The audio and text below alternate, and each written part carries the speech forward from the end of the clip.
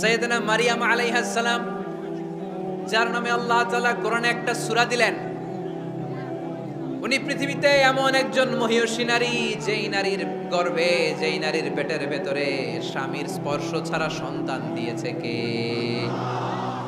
সাইয়েদনা ঈসা আলাইহিস সালাম পেটে আসলেন। মারিয়াম আলাইহিস সালাম লজ্জা পেলেন। হায় হায়, কেমন করে এলাকাবাসীদের কাছে আমি আমার মুখ দেখাবো? বিয়ে করি নাই, স্বামী নাই, বিয়ে হয় নাই, স্বামী নাই, কিন্তু পেটে সন্তান চলে এসেছে। হায় হায়, এলাকায় কেমনে মুখ দেখাবো? লজ্জায় পড়ে মারিয়াম আলাইহিস সালাম এলাকা থেকে চলে গেলেন। কি অবাক করা কাণ্ড! বাচ্চা ভূমিষ্ঠ হওয়ার জন্য, বড় হওয়ার জন্য 6 মাস 7 মাস লাগে নাই, পেটে বাচ্চা আসার সাথে সাথে বাচ্চাটারে বড় করে দিয়েছে কে? সাইয়েদাতুনা মারিয়াম আলাইহিস সালাম এবার বসে পড়লেন, বুঝতে আরম্ভ করলেন প্রেগন্যান্সির পেইন উঠেছে। হঠাৎ করে পেট থেকে বাচ্চা ভূমিষ্ঠ হয়ে যাওয়ার পরে উনি কাঁপতে আরম্ভ করলেন। ক্ষুধার চোটে খাবার কিছু নাই, সামনে ঝর্ণা, উপরে একটা খেজুর গাছ। সাইয়েদনা ঈসা আলাইহিস সালামকে কোলে নিয়ে মারিয়াম আলাইহিস সালাম মনে মনে ভাবে, হায় রে, কেউ যদি একটু খেজুর পেড়ে দিত, এই ক্ষুধার মুহূর্তে আমি খেজুর খেয়ে পেটের ক্ষুধা নিবারণ করতাম। রব্বুল আলামিন মারিয়ামকে উদ্দেশ্য করে আয়াত নাজিল করে দিলেন, ওয়া হুজ্জি ইলাইকি বিজিযিন নাখলাতি তুসাকিত আলাইকি রতবান জানিয়া। কোরআন সাক্ষী, হুজ্জি ইলাইকি বিজিযিন নাখলা, এর মানে হচ্ছে মারিয়াম, কেউ পেড়ে দিবে না, একটু কষ্ট করে হাতটা উঁচু করে খেজুরের ডালা ধরে ঝাঁকুনি মারো, টসটসে কাঁচা পাকা খেজুর নিচের দিকে পড়বে, তারপর তুমি তুলে খাবে। সুবহানাল্লাহ পড়েন। আল্লাহ চাইলে অটোমেটিক্যালি কারামাত হিসেবে খেজুরগুলো নিচে ফেলতে পারতেন না? কথা কোন? খেজুরগুলো অটোমেটিক্যালি নিচের দিকে পড়ছে? পড়ে নাই। আল্লাহ শিক্ষা দিয়েছে, যেই পরিস্থিতিতে থাকো না কেন, তোমাকে শ্রম ব্যয় করে, কষ্ট করে তোমার উপার্জন করতে হবে, রিজিকের বন্দোবস্ত করতে হবে। চিল্লায় বলেন ঠিক কিনা? ইসলাম আমাদেরকে এটাই শিখিয়েছে, কাজে লজ্জা নাই। আবার বিশ্বনবী বললেন, ইন খামাতিস সাআ ওয়া ফি ইয়াদি আহাদিকুম ফাসিলাতুন, তোমাদের কারো হাতে যদি একটা চারা বীজ থাকে, সে যদি দেখে কিয়ামত হতে শুরু করেছে, ফাইন ইসতাতাআ আইয়াগরিসাহা ক্বাবলা আন তাকুমাস সাআ ফালইয়াগরিসহা, কারো হাতে একটা চারা বীজ নিয়ত করেছে, চারা বীজটা রোপণ করবে, ইন দ্য মিন টাইম দেখলো কিয়ামত হতে শুরু করেছে, বিশ্বনবী বললেন, যদি তোমার সুযোগ থাকে কিয়ামত হওয়ার আগে চারা বীজটা রোপণ করে দাও। কথা বুঝতে পেরেছেন? আপনার হাতে একটা চারা বীজ, আপনি প্ল্যান করেছেন এই চারা বীজটা রোপণ করবেন, ইন দ্য মিন টাইম দেখলেন কি হওয়া শুরু হয়েছে? ইদা জুলজিলাতিল আরদু জিলজালাহা, দ্য বিগেস্ট আর্থকোয়েক, ভূমিকম্প শুরু হয়েছে, কিয়ামত হয়ে যাবে।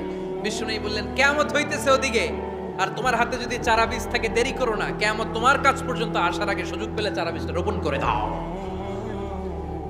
ইসলাম শিখিয়েছে শেষ নিঃশ্বাস পর্যন্ত তোমাকে লড়ে যেতে হবে। এই পৃথিবীতে কেউ কাউকে জায়গা করে দেয় না, জায়গা করে নিতে হয়। এই পৃথিবীটা, the life is not a bed of roses, এটা ফুল বিছানো কোনো ফুল সজ্জা নয়, এটা কণ্টকাকীর্ণ। কেউ আপনার স্পেস করে দিবে না, কেউ আপনাকে সুযোগ করে দিবে না, কেউ আপনার জায়গা করে দিবে না, বরং আপনি জায়গা করে নিলে টাইনা নিচে নামাবে। কথা বলেন? এজন্য কখনো অলসতাকে স্থান দেয়া যাবে। রাসূল বাত্তালি, দুক্কানু শয়তান, অলস মস্তিষ্ক শয়তানের আড্ডা। অলস যদি কেউ থাকে, এটাতে টেনে বেঁধে কাজে নামাবে, পারা যাবে? আলহামদুলিল্লাহ, লক্ষ্মীপুরে এরকম অলস ছেলে পেলে নাই।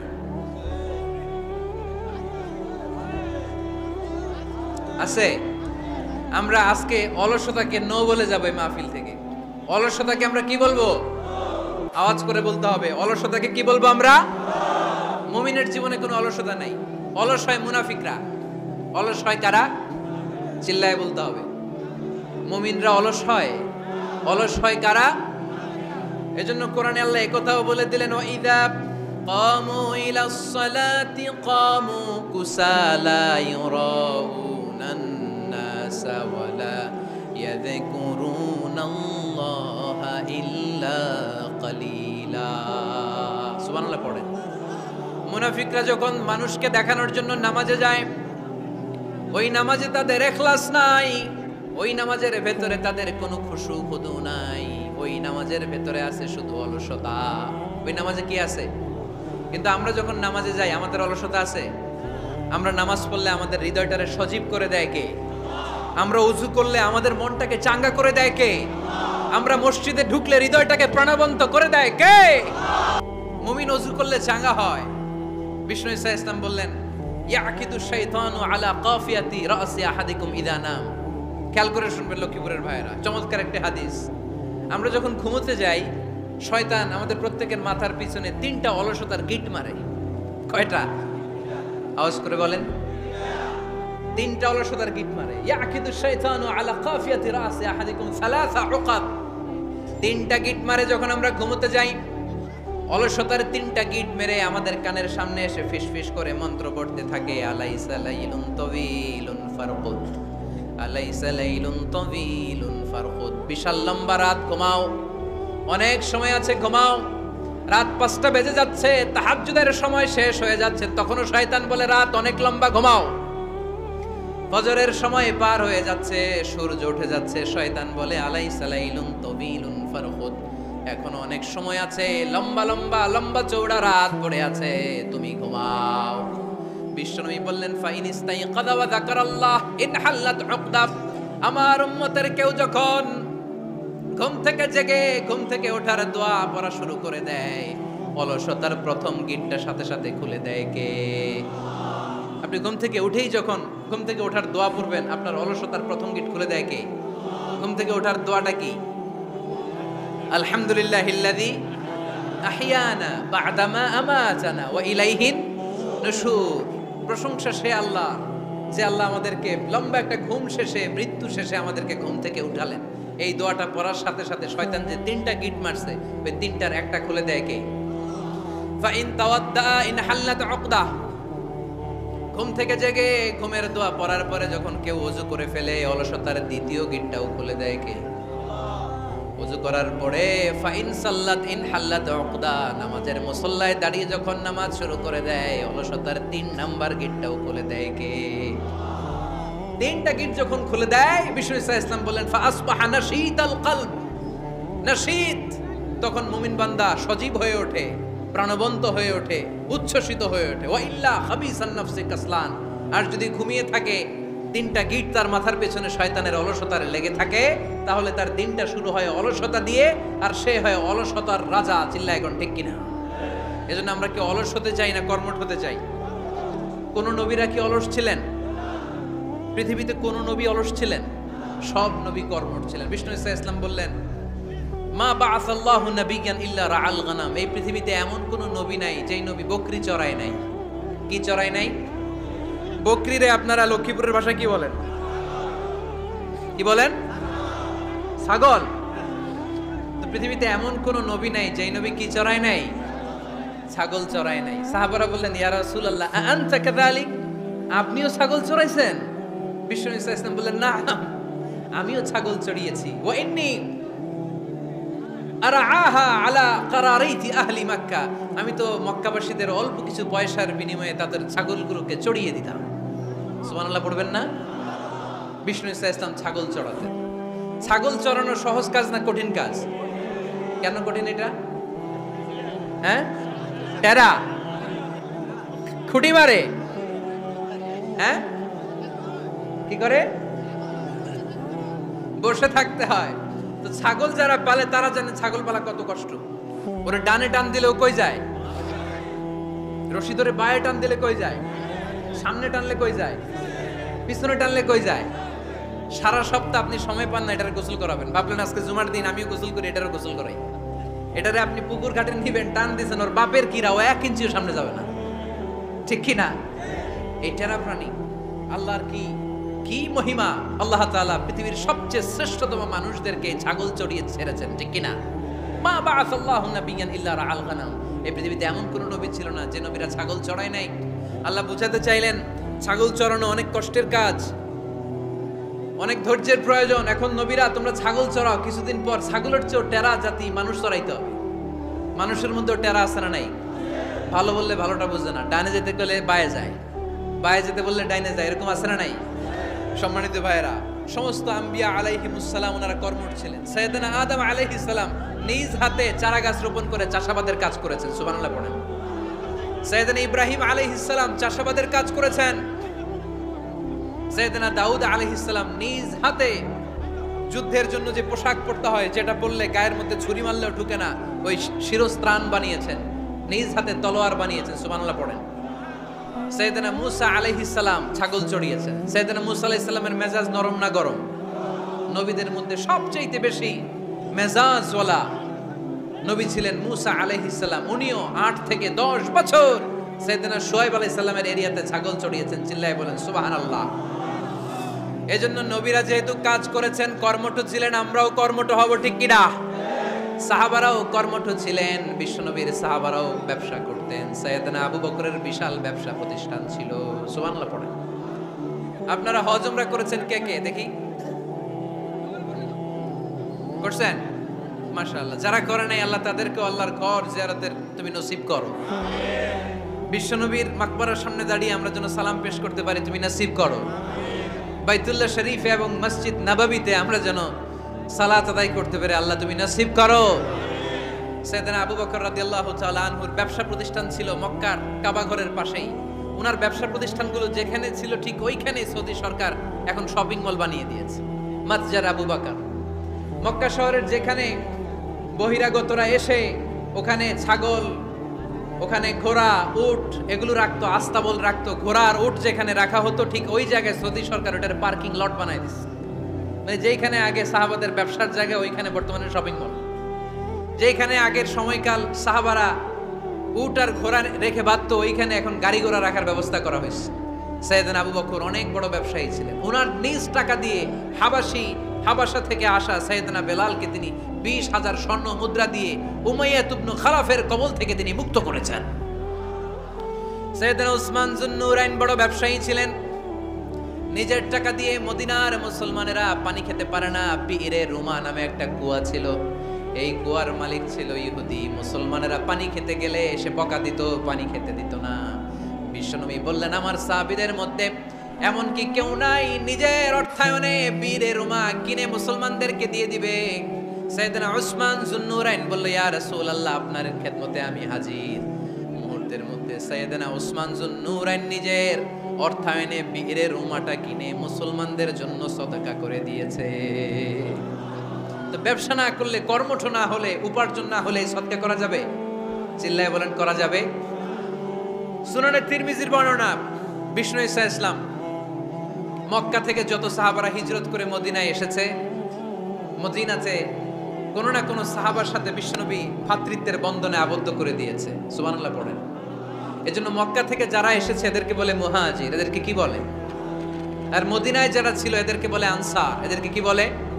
আওয়াজ করে উত্তর দিবেন। মক্কা থেকে যারা এসেছে তাদের নাম, আর যারা মদিনার সাহাবী তাদের নাম আনসার। আজকে এই মাহফিলে লক্ষ্মীপুর এর বাইরে থেকে কারা কারা আসছেন দেখি?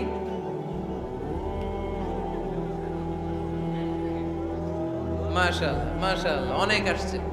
আল্লাহ ভাইদেরকে তুমি কবুল করো, হাত নামান। এই যে লক্ষ্মীপুরের বাইরে থেকে যে ভাইরা আসছে তারা লক্ষ্মীপুরের মেহমান, ঠিক কিনা? মক্কা থেকে হিজরত করে যে সমস্ত সাহাবারা এসেছিল তারা ছিল মদিনার মেহমান। বিশ্বনবী এক এক মক্কার সাহাবীকে মদিনার এক এক সাহাবীর সাথে ভ্রাতৃত্বের বন্ধনে আবদ্ধ করে দিলেন। আব্দুর রহমান ইবনে আউফ রাদিয়াল্লাহু তাআলা আনহু, ওনার সাথে ভ্রাতৃত্বের বন্ধনে যে সাহাবীকে বিশ্বনবী আবদ্ধ করে দিলেন, ওনার নাম হচ্ছে সাআদ ইবনে রাবিয়া। কি নাম? মদিনার অনেক বড় ব্যবসায়ী। বিশ্বনবী বললেন, ও আব্দুর রহমান ইবনে আউফ, সম্পদ ছেড়ে দিয়ে, পরিবার ছেড়ে দিয়ে, স্থাবর অস্থাবর সব ছেড়ে দিয়ে আল্লাহ রাসূলের ভালোবাসায় মক্কা থেকে মদিনায় এসেছো। মদিনায় তোমার চিন্তা নাই, সাদ ইবনুর রবিকে আমি তোমার ভাই বানিয়ে দিলাম। সাদ ইবনুর রবি তোমার আপন ভাইয়ের মতো। সাদ ইবনে রবি বলল, আব্দুর রহমান, জীবনে তোমারে কোনোদিন দেখি নাই, তোমারে আমি চিনি না, তোমার নাম শুনি নাই, কিন্তু বিশ্বনবী তো তোমার দায়িত্ব আমাকে দিয়েছে। আমার চেয়ে বড় ধনী এই মদিনার মধ্যে দ্বিতীয় কেউ নাই। আজ থেকে তুমি আমার ভাই, আজ থেকে তুমি আমার কি? আল্লাহ আমাকে যত সম্পত্তি দান করেছে তার অর্ধেক সম্পত্তি আমি তোমার নামে দিয়ে দিলাম। ও আব্দুর রহমান ইবনে আউফ, শুধু তাই নয়, রব্বুল আলামিন আমাকে 2 জন স্ত্রী দিয়েছে। কয়জন? তুমি দেখো আমার কোন স্ত্রীকে তোমার বেশি ভালো লাগে, যার নাম তুমি বলবে সাথে সাথে আমি তারে তালাক দিয়ে দিব। তার ইদ্দত পালন শেষে তুমি তাকে বিয়ে করে তোমার সাথে নিয়ে যাবা। সুবহানাল্লাহ পড়ে। কারণ বিশ্বনবী তোমার দায়িত্ব আমার কাছে দিয়েছে, তুমি আমার ভাই, আমি মদিনার সবচেয়ে বড় ধনী, আমার অর্ধেক সম্পদ আমি তোমারে দিয়ে দিব, আমার 2 স্ত্রীর 1 স্ত্রীকে তোমারে দিয়ে দিব। সাইয়েদনা আব্দুর রহমান ইবনে আউফ এই কথা শুনে অবাক হলেন। অবাক হয়ে উনিও এক অবাক কথা বললেন। উনি বললেন, লা হাজাতা লি ফি ইয়া আখি, ও আমার প্রাণের ভাই, তোমার কথা শুনে আমার হৃদয়টা ভরে গিয়েছে, কিন্তু তোমার সম্পদেরও দরকার আমার নাই, তোমার স্ত্রীরও দরকার আমার নাই। বারাকাল্লাহু ফি মালিক ওয়া লি আহলিক, আল্লাহ তোমার মালেও বরকত দেখ, তোমার সম্পদেও বরকত দেখ, তুমি শুধু একটু কষ্ট করবা। কি কষ্ট? দুল্লানি আলা সুক, show me the way to the market. তুমি মদিনায় কোনো মার্কেট আছে কিনা, শপিং মল আছে কিনা, ব্যবসা প্রতিষ্ঠান আছে কিনা আমারে দেখায় দাও। সুবহানাল্লাহ পড়ে। আমরা হইলে কি করতাম? লক্ষ্মীপুরে যারা আসছে এদের একজনের যদি বলা হয়, ভাই আপনি এখন থেকে লক্ষ্মীপুরের ভাই, আমার অর্ধেক সম্পদ আপনারে দিয়ে দেব, কি করবে? পায়ের উপর পা তুলে খাবে আর বলবে কি আনন্দ আকাশে বাতাসে, ঠিক কিনা? এরপর যদি বলি, ভাই আমার 2 বউ, যেটারে সুন্দর লাগে বলেন তালাক দিয়ে দেই, নিয়ে যান, কি বলবে? কি আনন্দ আকাশে বাতাস। আল্লাহ রাসূলের সাহাবী আব্দুর রহমান ইবনে আউফ বললেন, লা হাজাতা লি ফি, আমার দরকার নেই, দুল্লানি আলা সুক, just show me the way to market, এখানে মার্কেট কই আছে দেখায় দাও।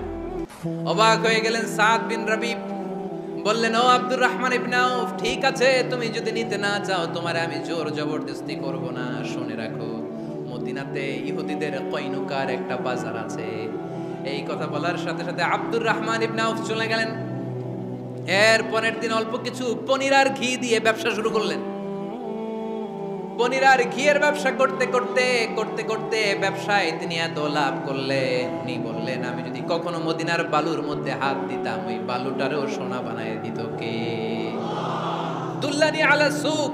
লক্ষ্মীপুরের কর্মঠ যুবক ভাইরা, এই আব্দুর রহমান ইবনে আউফ আমাদের প্রেরণা।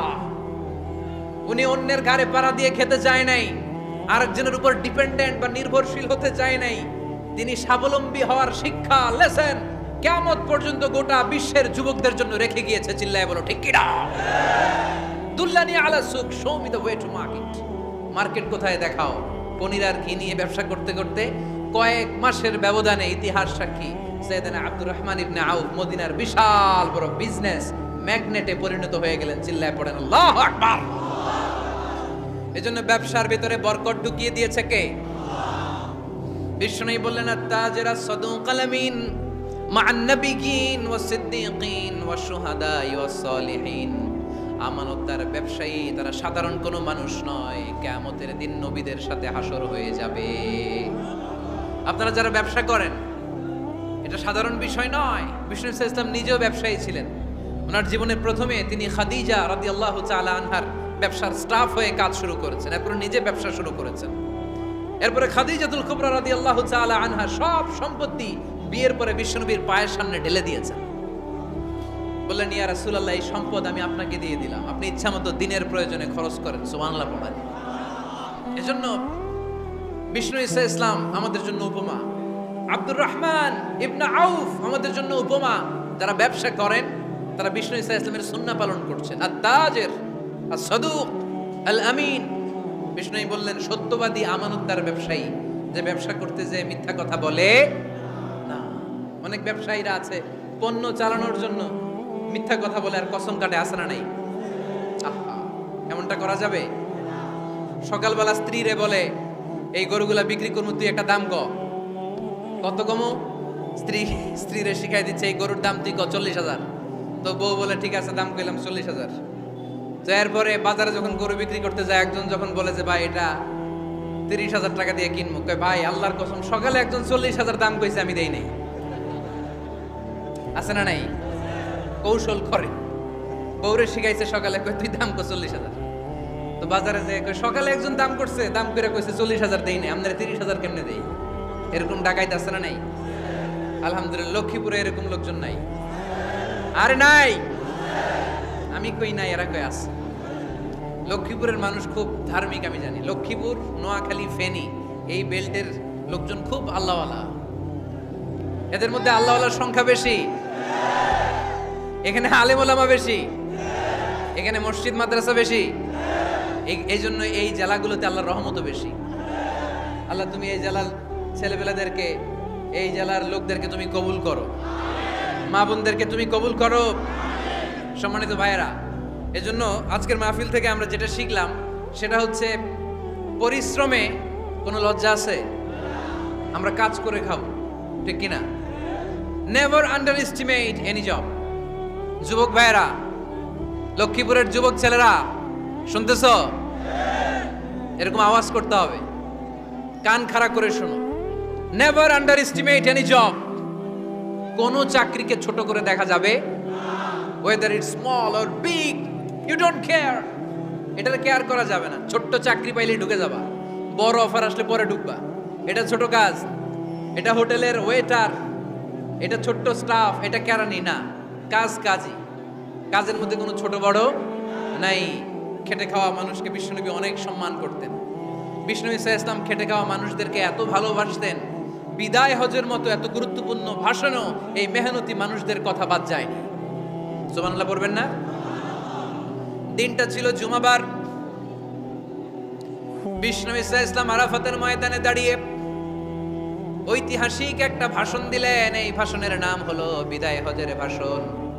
এই বিদায় হজের ভাষণেও খেটে খাওয়া মানুষের কথা বিশ্বনবী বাদ দেয় নাই। বিশ্বনবী বলেছেন, আরিক্কাকুম, খবরদার অধীনস্থ কর্মচারীদের সাথে খারাপ আচরণ করো না। আতঈমুহুম মিম্মা তাকুলুন ওয়াকসুহুম মিম্মা তালবিসুন।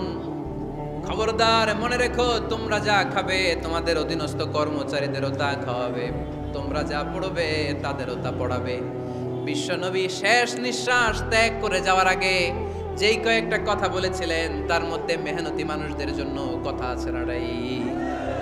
বিষ্ণু ইসলাম যখন শেষ নিঃশ্বাস ত্যাগ করবেন তিনি বলেছিলেন, আসসালাত আসসালাত, উম্মতেরা নামাজ নামাজ নামাজ ছেড়ে দিও না, নামাজ তরক করো না, নামাজ কাজা করো না। আর বলেছিলেন, ওমা মালাকাত আইমানুকুম, অধীনস্থ কর্মচারীদের সাথে খবরদার খারাপ আচরণ করো না। যারা কর্মচারীদের সাথে খারাপ আচরণ করে, যারা মানুষের কাছ থেকে শ্রম নিয়ে কাজ করিয়ে টাকা দেয় না, কিয়ামতের দিন তাদের বিরুদ্ধে মামলা দায়ের করবে কে? কে করবে? হাদিসে কুদসি সাক্ষী বিষ্ণু ইসলাম বলেন, আল্লাহ তাআলা ফরমান, আনা খাসমুহুম সালাসাতুন আনা খাসমুহুম ইয়াউমাল কিয়ামা। তিন শ্রেণীর ব্যক্তির বিরুদ্ধে আল্লাহ বলেন, আমি নিজেই কিয়ামতের দিন মামলা দায়ের করব। I will be against them in the day of judgment. Three categories of people, I will be against them in the day of judgment. তিন শ্রেণীর লোক কিয়ামতের দিন তারা ছাড় পাবে না। আল্লাহ বলেন, আমি নিজেই তাদের বিরুদ্ধে মামলা দায়ের করব। এর মধ্যে এক শ্রেণীর লোক হচ্ছে রাজুলুন ইস্তাআজারা জিরান ফাস্তাউফা মিনহু ওয়া লাম ইয়াতি আজরা। একজন শ্রমিক ভাড়া করে তার কাছ থেকে কাজ নিয়েছে কিন্তু তার পারিশ্রমিক আদায় করে নাই। এরকম আছে না নাই? দাপট দেখায়, দাপট দেখায় ইউনিভার্সিটির ক্যান্টিনগুলোতে। ইউনিভার্সিটির ক্যান্টিনে যে খায় মাগার বিল দেয় না, এরকম ডাকাইত আছে না নাই? চায়ের দোকানে চা খায় পরে দিমু, বিল দেয় না, আছে না নাই? দোকানে যে পণ্য কিনে বিল দেয় না, পরে দিমু, আছে না নাই? কিয়ামতের দিন আল্লাহ তোর এই মাস্তানি ছুটাবে, চিল্লা এখন ঠিক কিনা? আনা খাসমুহুম, আমি নিজেই তাদের বিরুদ্ধে মামলা দায়ের করব। কথাটা কার?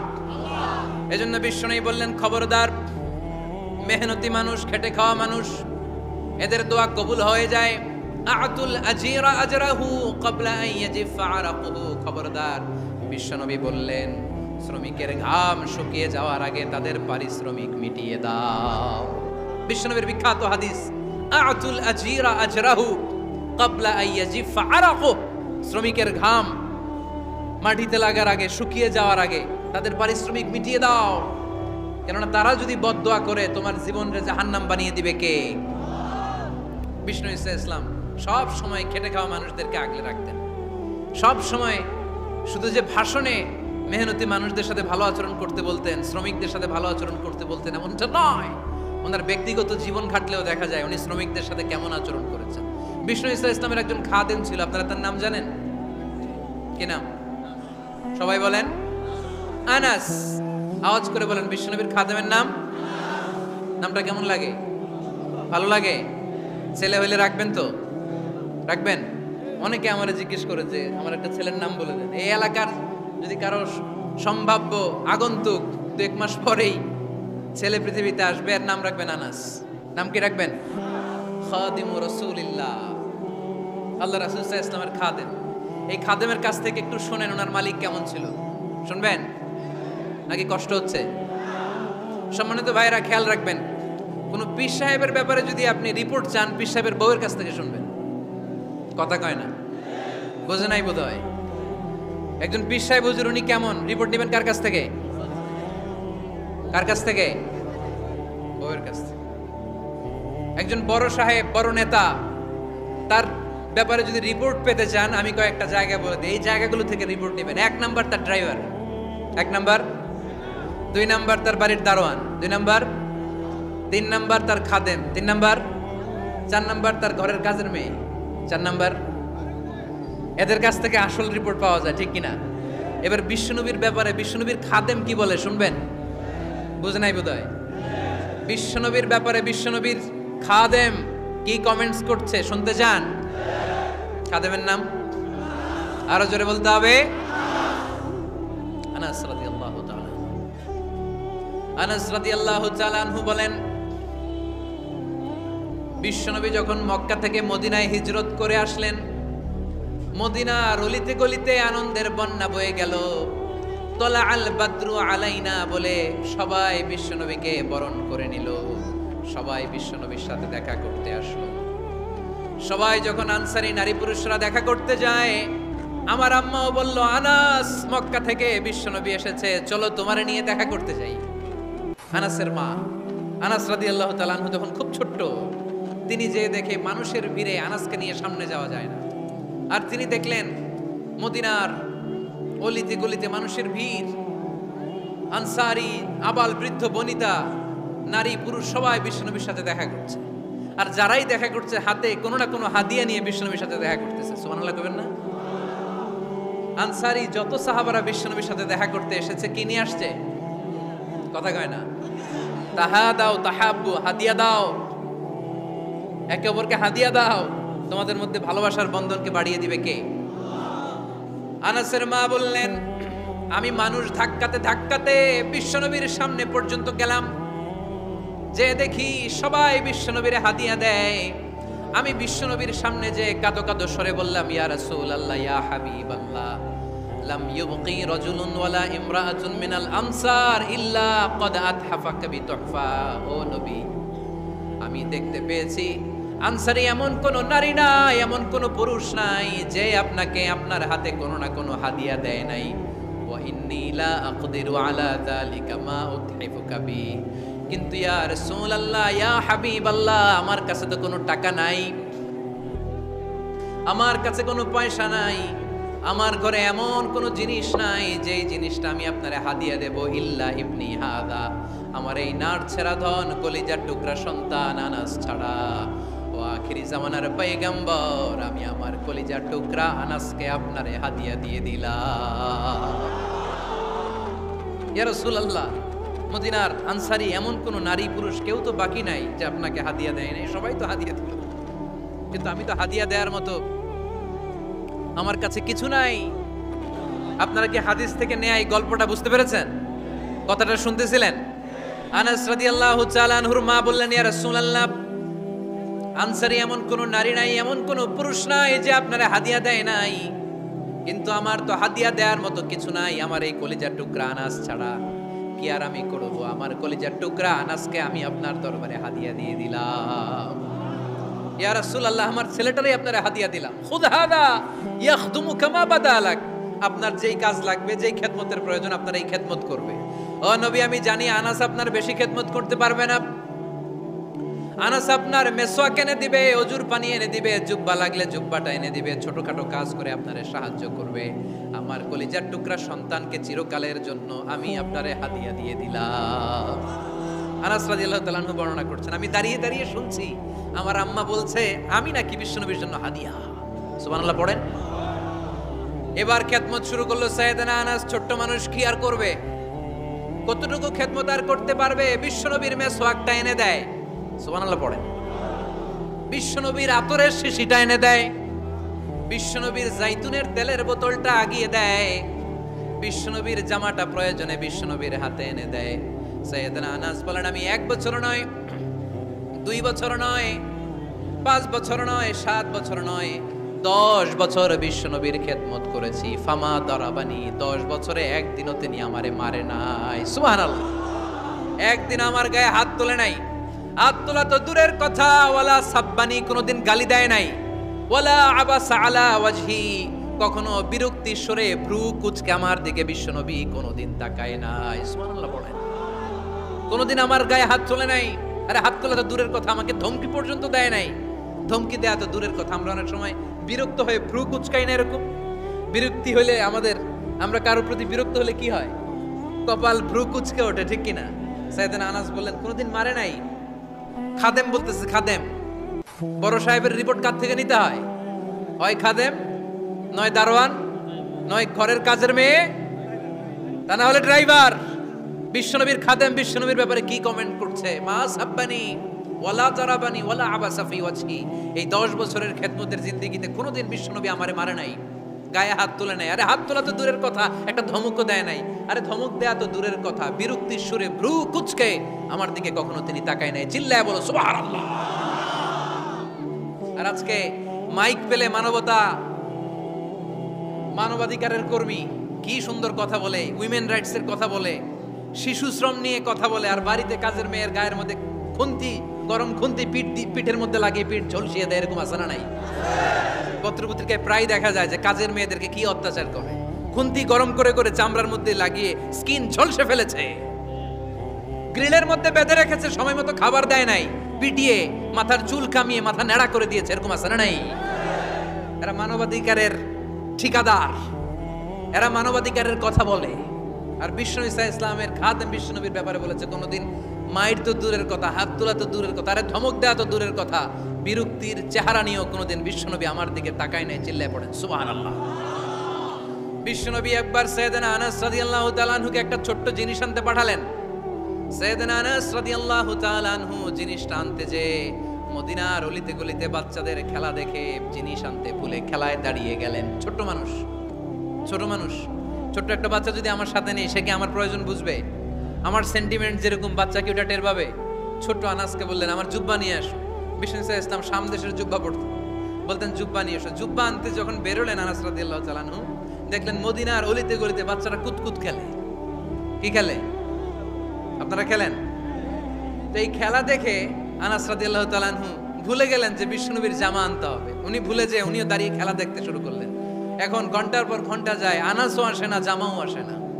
বিশ্বনবী ভাবলেন হায় রে, আনাস মনে হয় ভুলে গিয়েছে, কি আর করা যায়, নিজের জামা নিজেই নিয়ে আসে। বিশ্বনবী বের হলেন জামা আনতে। বের হয়েই দেখে মদিনার গলিতে বাচ্চারা খেলতেছে, ওইদিকে আনাস রাদিয়াল্লাহু আনহু দাঁড়ানো। বিষ্ণু সাল্লাল্লাহু আলাইহি ওয়াসাল্লাম কিছু বললেন না, যে উনিও আনাস রাদিয়াল্লাহু তাআলা আনহুর পাশে দাঁড়িয়ে খেলা দেখতে আরম্ভ করলেন। সুবহানাল্লাহ পড়বেন না? সাইয়েদনা আনাস খেলা দেখতে দেখতে হঠাৎ বিশ্বনবীর দিকে চোখ পড়ে গেছে। বিশ্বনবীর চোখের দিকে যখন সাইয়েদনা আনাস রাদিয়াল্লাহু তাআলা আনহুর চোখ পড়ে গেছে, সাইয়েদনা আনাস বলে আমার কলিজাটা এখান থেকে এই দিকে চলে আসছে। ভয়ে, কিসে? ভয়ে। উনি বললেন আমার গলা শুকিয়ে যেতে আরম্ভ করলো, কাঁপতে লাগলাম। হায় হায়, এখন আমার মনে পড়ছে বিশ্বনবীর জামা আনতে পাঠাইছিল, ভুলে গেছে খেলার আবেশে পড়ে। উনি বললেন বিশ্বনবী আমারে ধমক দেন নাই, আমার গায়ে হাত তোলেন নাই, জামা আনতে পাঠাইছি, এখানে খেলা দেখতেছো এটাও বলেন নাই, বিরক্তিও প্রকাশ করেন নাই। বিশ্বনবী শুধু একটা হাসি দিয়েছেন, স্মাইল। কি দিয়েছেন? একটা মুচকি হাসি দিয়েছেন। কি হাসি? সাইয়েদনা আনাস বলে ওই যে ওই দিনের বিশ্বনবীর মুচকি হাসির শাসন মরার আগের দিন পর্যন্ত আমি আনাসকে সোজা রাস্তায় রেখেছে, আর ডানে বায়ে নেয় নাই। শাসন করতে জানলে লাঠি লাগে না, শাসন করতে জানলে ধমক লাগে না, শাসন করতে জানলে পিট্টি দেয়া লাগে না। মুচকি হাসি দিয়েও শাসন করা যায় কি যায় না? সাইয়েদনা আনাস বলেন কোনোদিন মারে নাই, কোনোদিন ধমক দেয় নাই, সব সময় আমাকে আদর করেছে। চিল্লায় পড়েন সুবহানাল্লাহ। এজন্য সব সময় বিষ্ণু সাল্লাল্লাহু আলাইহি ওয়াসাল্লাম শ্রমিকদেরকে ভালোবাসতেন। শ্রমে কোনো লজ্জা নাই, লজ্জা হচ্ছে অলসতায়। আজ থেকে এই মাহফিল, এই এত বড় আয়োজন, এত বড় গ্যাদারিং তখনই সার্থক হবে যখন আমরা এই সিদ্ধান্তে আসতে পারবো যে আমরা অলস সময় কাটাবো না, আমরা আমাদের এই সময়গুলোকে প্রোডাক্টিভ ওয়েতে কাজে লাগাবো, কোনো না কোনো কাজের সাথে জড়িত হব। Never under estimate any job, whether it's big or small, বড় হোক বা ছোট হোক, কোনো কাজকে আমরা ছোট করে দেখবো না। যে কোনো কাজ করো না ভাই, যে কোনো কাজ করো তা যেন হয় সবার চেয়ে সবচেয়ে সুন্দর। আমাদের অবসর সময়গুলোকে কাজে লাগানোর দরকার আছে না নাই? আমরা নিজেদেরকে কর্মঠ করে, কর্মজীবী হিসেবে, শ্রমজীবী হিসেবে নিজেদেরকে প্রতিষ্ঠিত করতে চাই। রাজি আছো মুসলমান? লক্ষ্মীপুরের যুবক ছেলেরা আওয়াজ করে বলো, পারা যাবে? লজ্জা কিসে? লজ্জা কিসে? অনেকে টাঙ্কি মারে, এদিক সেদিক ঘুরে, আর বলে আমার আব্বা চেয়ারম্যান। আরে তোর আব্বা চেয়ারম্যান, তুই কি? আমার আব্বা MP, member of the parliament. আরে তোর বাবা এমপি, এটা তো তার গৌরব, তোর কি আছে সেটা বল। এজন্য নিজের পায়ে দাঁড়াবো। অলসতার সাথে আমাদের কোনো সম্পর্ক। আজকের এই মাহফিল থেকে আমরা অলসতা, অকর্মণ্যতাকে নো বলে দিলাম। অলসতাকে আমরা কি বললাম? আরো জোরে বলতে হবে, অলসতাকে কি বলবো? আর সবসময় কর্মঠ থাকবো, এনার্জেটিক থাকবো, নিজের পায়ে দাঁড়াবো, আইডিয়া জেনারেট করব, এন্টারপ্রেনার হওয়ার চেষ্টা করব, নতুন নতুন উদ্যোক্তা হওয়ার মাধ্যমে আমরা আমাদের নিজেদের ভাগ্য পরিবর্তনের চেষ্টা করব। কারণ আল্লাহ বলেছেন, ইন্নাল্লাহা লা ইউগাইয়িরু মা বিকাউমিন হাত্তা ইউগাইয়িরু মা বিআনফুসিহিম। আল্লাহ তাআলা ততক্ষণ পর্যন্ত কোনো জাতির ভাগ্যের চাকার পরিবর্তন করে না যতক্ষণ পর্যন্ত ওই জাতি নিজে নিজের ভাগ্যের চাকার পরিবর্তন করতে না চায়। চিল্লা এখন ঠিক কিনা? লাকাদ খালাকনাল ইনসানা ফি কাবাদ। আমি মানব জাতিকে কষ্ট সহিষ্ণু আর কর্ম সহিষ্ণু করে তৈরি করেছি। স্রষ্টা আমাদেরকে সৃষ্টি করে এক সংগ্রামে ঠেলে দিয়েছে। এখানে সংগ্রাম না করলে বেঁচে থাকা যায়? আমাদের সংগ্রামটা শুরু হয়েছে যখন আমরা মায়ের পেট থেকে বেরিয়েছি, ঠিক কিনা? একটা বাবার স্পার্মের মধ্যে 2 কোটি যদি শুক্রাণু না থেকে সেখান থেকে সন্তান হয় না। তার মানে এই 2 কোটি শুক্রাণুর মধ্য থেকে আপনি একজন সফল মানুষ, যিনি বাকি 2 কোটির মধ্য থেকে সব শুক্রাণুগুলোকে হারিয়ে আপনি সফল হতে পেরেছেন। সেখান থেকে দুনিয়ার বুকে আপনি যখন এসেছেন, আপনাকে সংগ্রাম করে আসতে হয়েছে। যারা সিজারের মাধ্যমে পৃথিবীতে আসে তাদের এই সংগ্রামটা থাকে না, কিন্তু যারা নর্মাল প্রসেসে পৃথিবীতে আসে তাদের প্রচন্ড সংগ্রাম করে, প্রচন্ড চাপা খেয়ে পৃথিবীতে আসতে হয়, ঠিক কিনা? কারণ আমাদের সাইজ ছিল অনেক বড়। আমাদের মায়ের যে অঙ্গটা দিয়ে আমরা পৃথিবীতে আসব, ওই জায়গাটা ছিল খুবই সরু। আমাকে সংগ্রাম করে, আমাকে যুদ্ধ করে, আমার নিজের অস্তিত্বের প্রমাণ দিয়ে চিৎকার মেরে এই পৃথিবীতে আসতে হয়েছে। চিল্লায় বলো ঠিক কিনা? এজন্য এই পৃথিবীর বুকে আমরা যতদিন থাকবো সংগ্রাম করে বাঁচতে হবে, ঠিক কিনা? পরিশ্রমে লজ্জা আছে? লজ্জা কিসে? মনে থাকবে লক্ষ্মীপুরের ছেলেরা, যে আয়াত দিয়ে শুরু করেছি সে আয়াত দিয়ে শেষ করছি। যখন সালাতের সময় হয় মসজিদে যাব, আর সালাত যখন শেষ হয় তখন মসজিদের বাইরে আমরা কাজে নেমে পড়বো। রাজি আছি তো?